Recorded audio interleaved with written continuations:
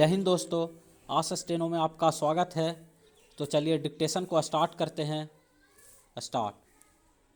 3 नए कृषि कानूनों की वापसी की संवैधानिक प्रक्रिया का शुरू होना न केवल ऐतिहासिक बल्कि एक सीखने योग्य कदम भी है।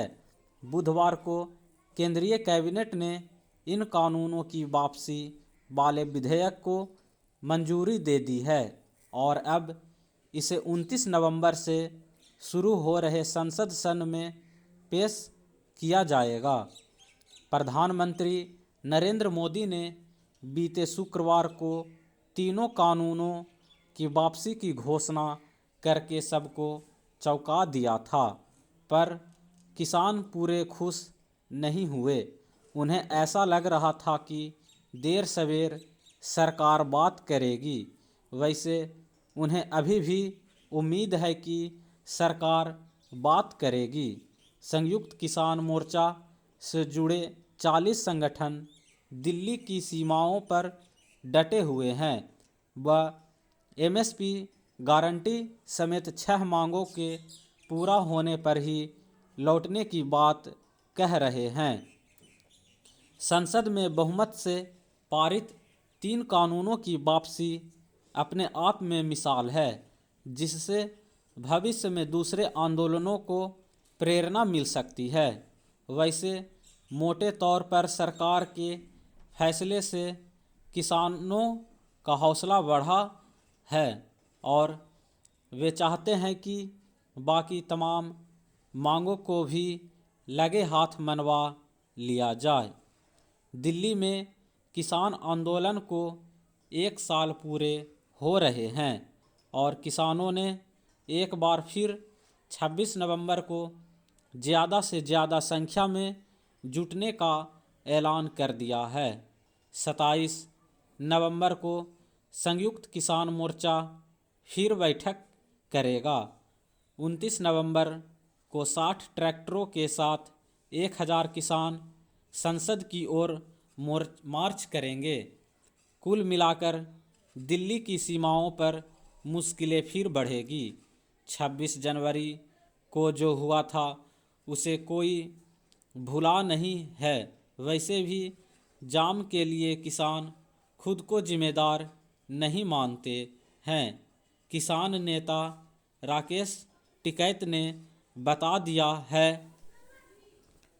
कि हमने सड़क को अवरुद्ध नहीं किया है।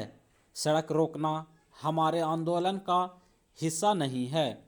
हमारा आंदोलन सरकार से बात करना है। हम सीधे संसद जाएंगे। अगर 29 नवंबर को किसान सीधे संसद पहुंचकर सरकार से बात करते हैं तो यह भी ऐतिहासिक और भविष्य के लिए असरदार होगा।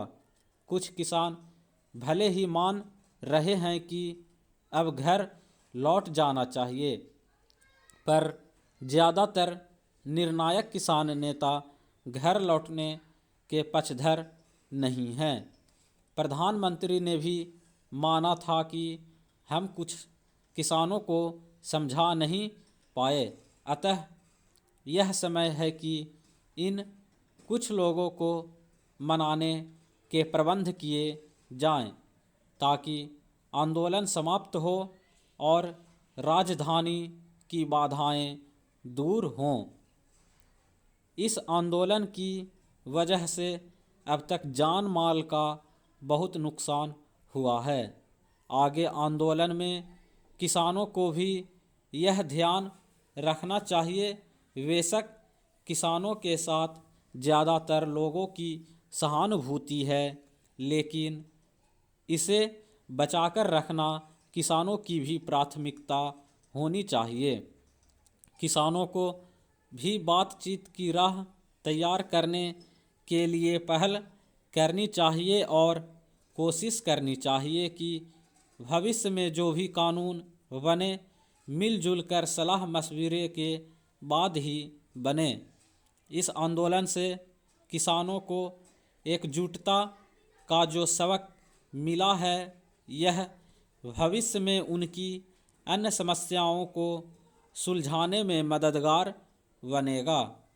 केवल केंद्र सरकार ही क्यों, राज्य सरकारों पर भी यह दबाव रहना चाहिए कि वे कृषि और कृषक हित में अपने स्तर पर समुचित उदारता बरतें। संसद में भी सभी पार्टियों को मिलकर यह कोशिश करनी चाहिए कि आंदोलन व्यावहारिक समाधान पर समाप्त हो। सरकार के लिए भी यह अपरिहार्य है कि अब उसके काम का तरीका ऐसा हो कि फिर ऐसे किसी आंदोलन की नौबत न आए। स्टॉप।